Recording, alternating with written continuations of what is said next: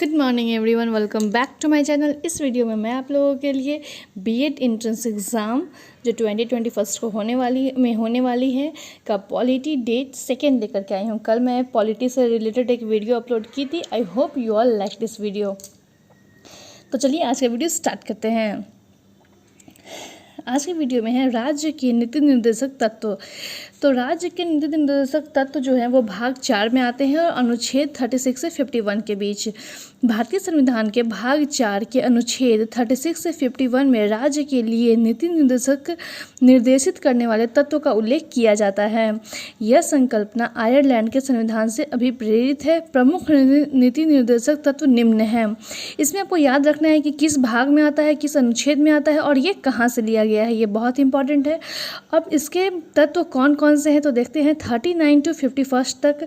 अनुच्छेद 39 में कहता है कि राज्य का यह कर्तव्य है कि वो समान कार्य के लिए समान वेतन प्रदान करे। तो याद रख सकते हैं अनुच्छेद 39 समान कार्य के लिए समान वेतन। अनुच्छेद 40 के अंतर्गत राज्य को निर्देश दिया गया है कि वे ग्राम पंचायत की स्थापना करे। ग्राम पंचायत की स्थापना अनुच्छेद 40। अनुच्छेद 44 में कहता है राज्य में अपेक्षा करता है कि वह सभी नागरिकों के लिए एक समान सिविल संहिता का निर्माण करे। 44 समान सिविल संहिता। 45 के अंतर्गत राज्य को निर्देश दिया गया है कि वह 6 वर्ष तक की आयु के बच्चों को निःशुल्क एवं अनिवार्य शिक्षा के अवसर उपलब्ध कराएं। 45 निःशुल्क एवं अनिवार्य शिक्षा। अनुच्छेद 48 के अंतर्गत राज्य का यह दायित्व है कि कृषि और पशुपालन को प्रोत्साहन तथा गौवध का प्रतिषेध करे। कृषि और पशुपालन को प्रोत्साहन दे और गौवध का प्रतिषेध। 48 अनुच्छेद 48 का क पर्यावरण का संरक्षण एवं संवर्धन और वन तथा वन्य जीवों की रक्षा। 51 के अंतर्गत राज्य का यह कर्तव्य होगा कि वह अंतर्राष्ट्रीय शांति और सुरक्षा बनाए रखने का प्रयत्न करेंगे। तो इतना आपको भाग 4 में याद कर लेना है। नेक्स्ट है संघीय कार्यपालिका। संघ कार्यपालिका में आपका राष्ट्रपति आता है। तो राष्ट्रपति, उपराष्ट्रपति, प्रधानमंत्री, मंत्रिपरिषद, जैसे वीवीआई आपका राष्ट्रपति है जो बहुत ही इंपॉर्टेंट है। राष्ट्रपति में कहता है कि भारतीय संघ की कार्यपालिका शक्तियाँ राष्ट्रपति में अनुच्छेद 53 निहित है। मतलब राष्ट्रपति अनुच्छेद 53 के तहत आता है। राष्ट्रपति का कार्यकाल 5 वर्षों का होता है। यह राष्ट्र का प्रथम नागरिक माना जाता है। राष्ट्रपति में क्वेश्चन पूछता है कि राष्ट्रपति किस अनुच्छेद में आता है, 53। राष्ट्रपति का कार्यकाल कितने साल का होता है, 5 वर्ष। और राष्ट्रपति क्वेश्चन पूछता है कि भारत का प्रथम नागरिक कौन है, तो वो राष्ट्रपति होता है। राष्ट्रपति के चुनाव के लिए प्रमुख योग्यताएं निम्न हैं। राष्ट्रपति के चुनाव के लिए क्या क्या योग्यताएं चाहिए वो देख लेते हैं। 35 वर्ष की आयु पूर्ण कर ली हो, वो 35 साल का हो चुका हो। उम्मीदवार लोकसभा सदस्य के रूप में चुनाव के योग्य हो, लोकसभा सदस्य के रूप में चुनाव के योग्य हो। उम्मीदवार भारत सरकार या किसी भी राज्य सरकार या इनमें से किसी भी सरकार द्वारा नियंत्रित किसी अन्य स्थानीय सत्ता के अधीन किसी भी लाभ के पद पर कार्यरत न हो। मतलब वो कोई भी जॉब ना करता हो। भारत में आपातकाल की घोषणा, आपातकाल कितनी बार लग चुके हैं वो देखते हैं। 1962 में पहली बार आपातकाल की स्थिति हुई थी जिसकी घोषणा अक्टूबर 1962 में की गई थी और ये हुआ था भारत चीन युद्ध के समय। द्वितीय आपातकाल की घोषणा 1971 में हुई थी दिसंबर में और ये युद्ध का समय था भारत और पाकिस्तान का। तीसरा आपातकाल की घोषणा की गई थी 1975 में जो कि जून में घोषणा की गई थी। राष्ट्रपति का वर्तमान वेतन 5 लाख रुपया है। मतलब राष्ट्रपति को जो वेतन मिलता है वो 5 लाख रुपया है। राष्ट्रपति को उसके पद से केवल महाभियोग प्रक्रिया के तहत ही हटाया जा सकता है। ये क्वेश्चन भी एग्जाम में पूछता है। अब आते हैं कार्य और शक्तियाँ राष्ट्रपति की। कार्यपालिका संबंधी शक्तियाँ, विधायी शक्तियाँ और संकटकालीन शक्तियाँ, ये 3 शक्तियाँ राष्ट्रपति में होती हैं। कार्यपालिका में महत्वपूर्ण अधिकारियों की नियुक्ति, शासन संचालन, सैनिक क्षेत्र में शक्ति इत्यादि। विधायी में विधायी क्षेत्रों का प्रशासन, सदस्यों का मनोनयन और अध्यादेश जारी करने की शक्ति राष्ट्रपति में होती है। संकटकालीन शक्तियों में संकट की स्थिति का सामना करने के लिए संविधान द्वारा राष्ट्रपति को विशेष शक्तियाँ प्रदान की गई हैं। राष्ट्रपति को विशेष शक्तियां प्रदान की गई अगर कोई संकट आता है देश में तो। अब संकटकालीन प्रावधान क्या हैं, जैसे कि युद्ध हो गया, बाहरी आक्रमण हो गया, सशस्त्र विद्रोह की स्थिति अगर उत्पन्न हो जाती है तो उस समय अनुच्छेद 352 कि उसके लिए अनुच्छेद 352 की व्यवस्था की गई है। दूसरा है राज्यों में संवैधानिक तंत्र के विफल होने से उत्पन्न संकटकालीन व्यवस्था, ये आता है अनुच्छेद 356। और थर्ड है वित्तीय आपात 360 अनुच्छेद। ये 3 बहुत ही इंपॉर्टेंट है हर एग्जाम के लिए। ठीक है, अब आते हैं भारत के राष्ट्रपति। तो अभी तक कौन कौन राष्ट्रपति बने ये आप देख लीजिएगा। प्रथम राष्ट्रपति कौन थे? डॉक्टर राजेंद्र प्रसाद, और सर्वाधिक अवधि तक राष्ट्रपति के पद पर यही बने रहे। और दूसरे राष्ट्रपति थे डॉक्टर राधाकृष्णन, जिन्हें भारत रत्न से सम्मानित किया गया था। Third Zakir Hussain, VV Giri, M Hidayatullah, VV Giri, Fakhruddin Ali Ahmed, BD Jatti, Neelam Sanjiva Reddy, Giani Zail Singh, R Venkataraman, doctor Shankar Dayal Sharma, K R Narayanan, doctor APJ Abdul Kalam, Pratibha Devi Singh Patil, Pranab Mukherjee और अभी हैं रामनाथ कोविंद। ठीक है,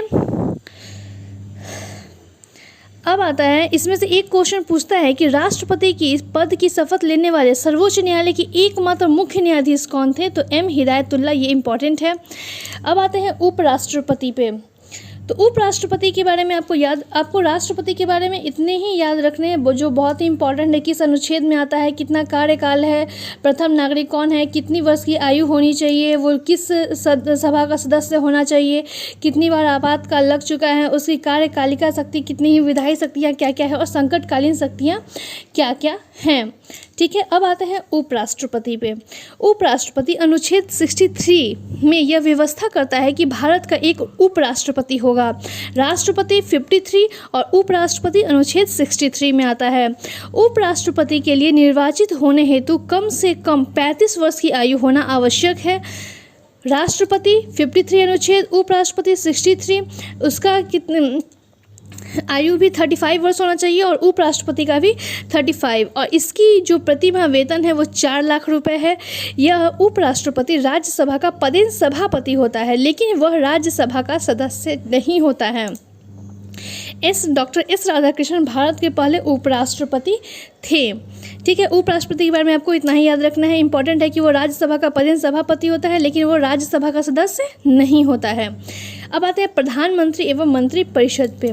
संविधान के अनुच्छेद 74 के अनुसार राष्ट्रपति को उसके कार्यों में सहायता व सलाह देने हेतु एक मंत्री परिषद होती है, जिसका प्रमुख प्रधानमंत्री होता है। एक मंत्री परिषद का गठन किया जाता है जो कि अनुच्छेद 74 के तहत आता है और उसका प्रमुख प्रधानमंत्री होता है। प्रधानमंत्री की नियुक्ति राष्ट्रपति करता है, अन्य मंत्रियों की नियुक्ति राष्ट्रपति प्रधानमंत्री की सलाह पर करता है। एग्जाम में क्वेश्चन पूछता है कि प्रधानमंत्री की नियुक्ति कौन करता है? तो राष्ट्रपति। लेकिन और मंत्रियों की नियुक्ति कौन करता है? तो राष्ट्रपति प्रधानमंत्री की सलाह पर करता है। प्रधानमंत्री नीति आयोग का पदेन अध्यक्ष होता है, पहले इसे हम योजना आयोग कहा करते थे। अब आता है प्रधानमंत्री और उनके कार्यकाल, इसे देख लेते हैं। तो पहले हमारे प्रधानमंत्री रहे पंडित जवाहरलाल नेहरू और सबसे लंबा कार्यकाल भी इन्हीं का था। कार्यवाहक के रूप में फिर गुलजारी लाल नंदा, लाल बहादुर शास्त्री, फिर गुलजारी लाल नंदा, इंदिरा गांधी, मोरारजी देसाई, चरण सिंह, इंदिरा गांधी, राजीव गांधी, वीपी सिंह, चंद्रशेखर, पीवी नरसिम्हा राव, अटल बिहारी वाजपेयी जी, एचडी देवगौड़ा, इंद्र कुमार गुजराल, अटल बिहारी वाजपेयी जी, डॉक्टर मनमोहन सिंह एंड अभी हैं नरेंद्र मोदी जी, जो कि 2014 से अभी तक हैं। ठीक है, अब आते हैं आगे, हम पढ़ेंगे विधायिका के बारे में।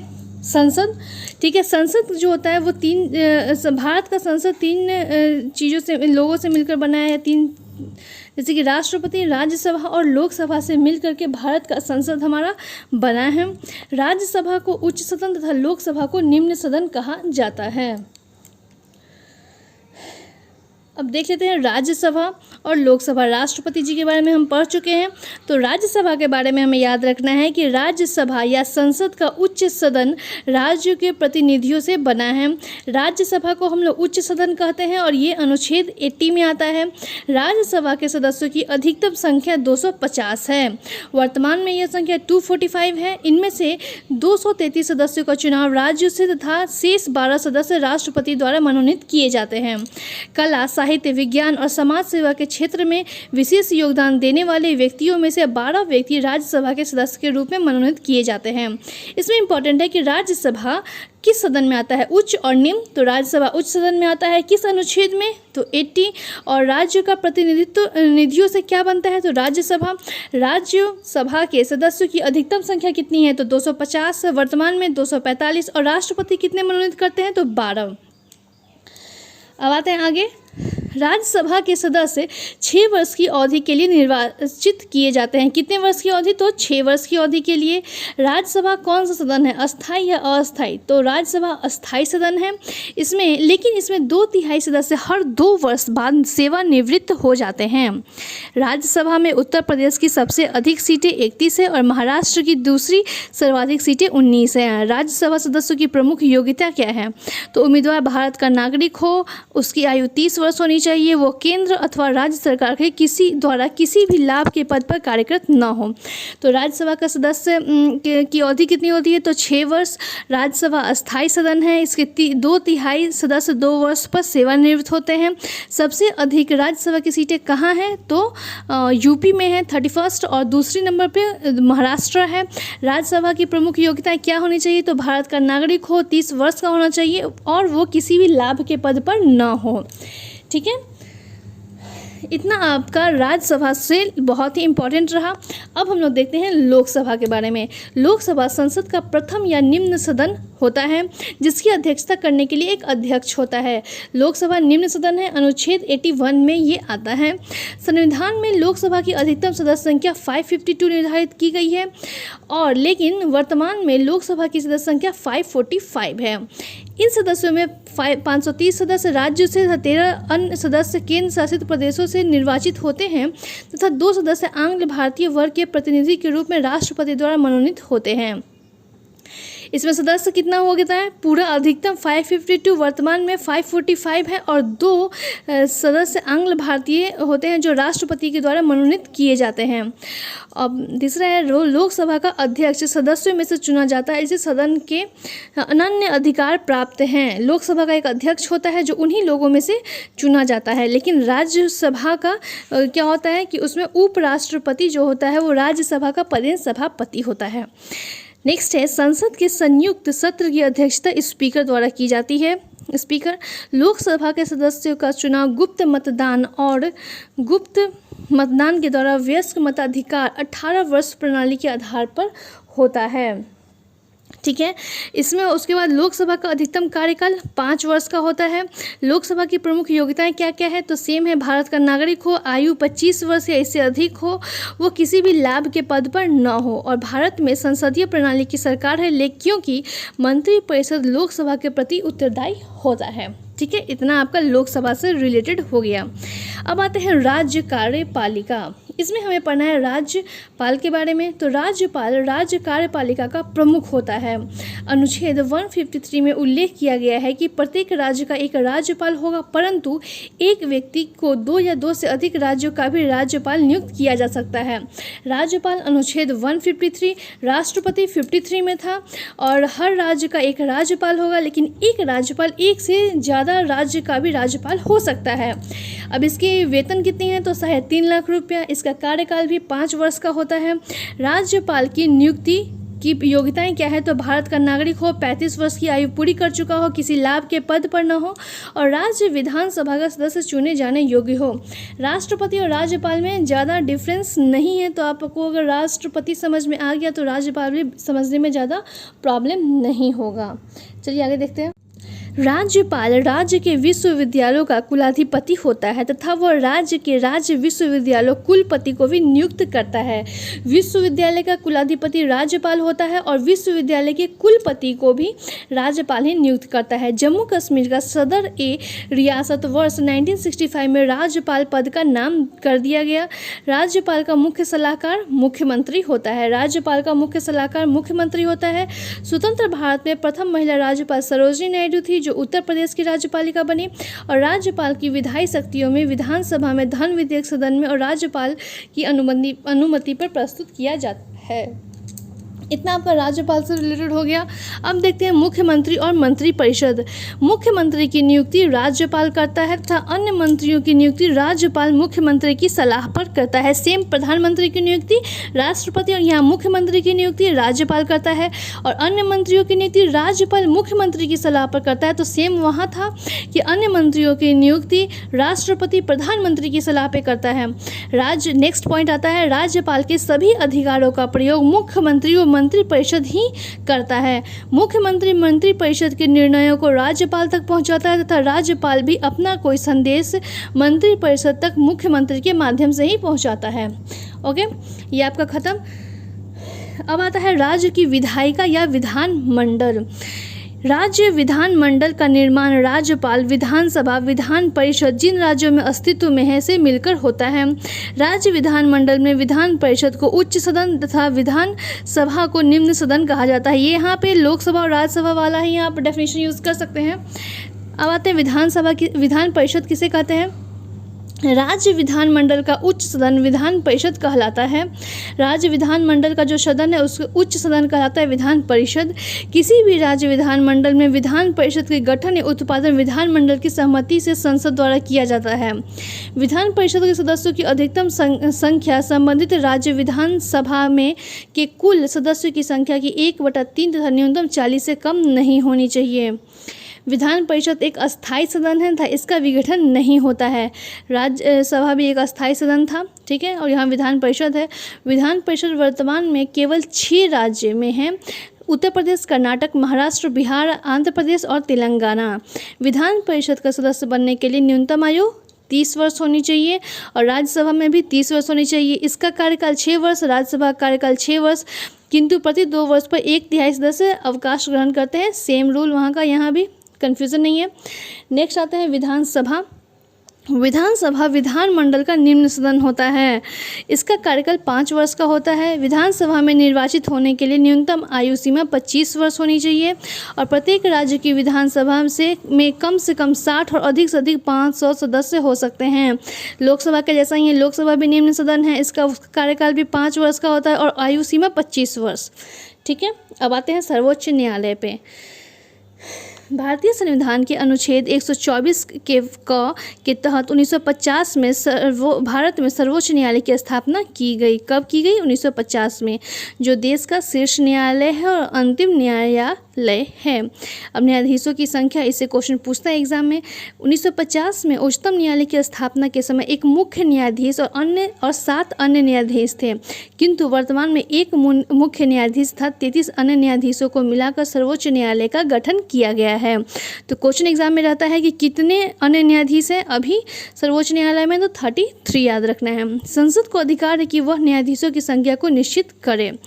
अब आते हैं न्यायाधीशों की योग्यता क्या क्या होनी चाहिए। तो सर्वोच्च न्यायालय के न्यायाधीशों की नियुक्ति होने के लिए निम्नलिखित योग्यताएं आवश्यक है। भारत का नागरिक होना चाहिए, किसी उच्च न्यायालय में अथवा 2 या 2 से अधिक न्यायालयों में लगातार कम से कम 5 वर्षों तक न्यायाधीश के पद पर रह चुका हो, या किसी उच्च न्यायालय में कम से कम 10 वर्ष तक अधिवक्ता रहा हो, या राष्ट्रपति की दृष्टि में विधि का विद्वान हो। मतलब कि अगर कोई सर्वोच्च न्यायालय का न्यायाधीश बनना चाहता है तो उसे पहले उच्च न्यायालय मतलब हाई कोर्ट में या 2 से अधिक न्यायालयों में लगातार कम से कम 5 वर्ष तक न्यायाधीश के पद पर हो, और नहीं तो हाई कोर्ट में कम से कम 10 वर्ष तक वो वकील होना चाहिए, या राष्ट्रपति की दृष्टि में वो विधि का, कानून का विद्वान होना चाहिए, तभी वो सर्वोच्च न्यायालय का न्यायाधीश बन सकता है। और इसका एक थर्ड पॉइंट और है, उच्च न्यायालय के न्यायाधीश की नियुक्ति से संबंधित न्यूनतम आयु का कोई उल्लेख संविधान में नहीं है। मतलब कि सर्वोच्च न्यायालय के न्यायाधीश बनने के लिए कोई उम्र सीमा नहीं है। अब आते हैं न्यायाधीशों की नियुक्ति कैसे की जाती है। सर्वोच्च न्यायालय के न्यायाधीशों को राष्ट्रपति द्वारा नियुक्त किया जाता है। किसे कौन नियुक्त करता है? तो राष्ट्रपति। सर्वोच्च न्यायालय के मुख्य न्यायाधीश इस प्रसंग में राष्ट्रपति को परामर्श देने के पूर्व अनिवार्य रूप से 4 वरिष्ठतम न्यायाधीशों के समूह से परामर्श प्राप्त करते हैं तथा प्राप्त परामर्श के आधार पर राष्ट्रपति को सलाह देते हैं। तथार्थ न्यायाधीशों की नियुक्ति राष्ट्रपति द्वारा की जाती है। यह फ्रांस से प्रेरित है। न्यायाधीशों की नियुक्ति फ्रांस से ली गई है और इसे राष्ट्रपति के द्वारा ही नियुक्त किया जाता है। शपथ ग्रहण, ये अनुच्छेद 124 के 6 में आता है, के अनुसार आता है, उच्चतम न्यायालय के न्यायाधीशों को भारत के राष्ट्रपति के समक्ष भारत के संविधान के प्रति सच्ची श्रद्धा एवं निष्ठा तथा देश की एकता और अखंडता को अक्षुण्ण बनाए रखने के लिए शपथ ग्रहण करनी होती है। ठीक है, शपथ ग्रहण। अब आते हैं उनके वेतन और भत्ते पर। तो भारत के मुख्य न्यायाधीश तथा अन्य न्यायाधीश के वेतन एवं भत्ते संविधान की दूसरी अनुसूची व अनुच्छेद 125 में उपबंधित है। वर्तमान में सर्वोच्च न्यायालय के मुख्य न्यायाधीश को 2,80,000 प्रति माह तथा अन्य न्यायाधीश को 2.5 लाख प्रति माह वेतन प्राप्त होता है। उनके वेतन और भत्ते भारत की संचित निधि से दिए जाते हैं। अब ये क्वेश्चन पूछता है कि न्यायाधीश को किस निधि से किस तरह से पैसा दिया जाता है, तो भारत की संचित निधि के द्वारा पैसा दिया जाता है। अब आता है कार्यकाल व महाभियोग।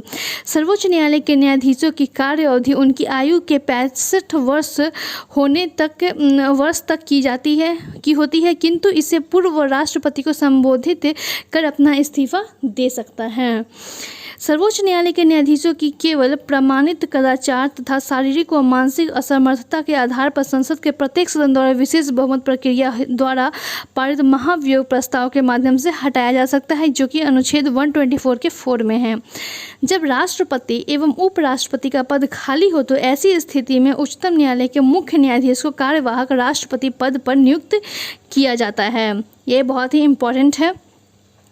महाभियोग प्रक्रिया देख लेते हैं। वास्तव में साबित कदाचार व अक्षमता के विरुद्ध विशेष प्रयास प्रथम बार 1991 से 93 में उच्चतम न्यायालय के न्यायाधीश बी रामास्वामी के विरुद्ध तथा 2011 में कोलकाता उच्च न्यायालय के मुख्य न्यायाधीश सौमित्र सेन के विरुद्ध महाभियोग लाया गया। राज्यसभा में पारित होने के बाद लोकसभा में पारित होने के पहले ही उन्होंने त्यागपत्र दे दिया तथा सिक्किम उच्च न्यायालय के न्यायाधीश PD दिनाकरन ने महाभियोग की कार्रवाई प्रारंभ होने से पहले ही त्यागपत्र दे दिया था। ठीक है, बात है कार्य एवं प्रारंभिक क्षेत्राधिकार। भारतीय संविधान के अनुच्छेद 131 के अंतर्गत सर्वोच्च न्यायालय को संघ तथा राज्यों के बीच विवादों का हल करने का प्रारंभिक क्षेत्राधिकार है। इस क्षेत्राधिकार के तहत सर्वोच्च न्यायालय उसी विवाद को निर्णय के लिए स्वीकार करेगा जिसमें किसी तथ्य या विधि का प्रश्न शामिल है। अब आते हैं अपीलीय क्षेत्राधिकार। सर्वोच्च न्यायालय देश का सर्वोच्च अपीलीय न्यायालय है। संविधान अनुच्छेद 132 के तहत उच्च न्यायालय के अंतिम आदेश या निर्णय के विरुद्ध सर्वोच्च न्यायालय में अपील की जा सकती है, बशर्ते कि कोई मामला संविधान की व्याख्या या कानून की व्याख्या से जुड़ा हो। आज का वीडियो यहीं पे स्टॉप करती हूँ। आई होप आप लोगों को ये सारा जो मैं अभी बतलाई हूँ वो समझ में आ जाएगा। संविधान का लगभग हम ख़त्म कर चुके हैं, अब बस एक तो पॉइंट ही बचा हुआ है जो मैं कल की वीडियो में अपलोड करूँगी। Thank you, keep support and watching my channel. I hope आप लोगों को जो मैं बतला रही हूँ वो समझ में आएगा और एग्ज़ाम के लिए बहुत ही हेल्पफुल है, तो प्लीज़ अच्छे से पढ़िएगा। Bye bye.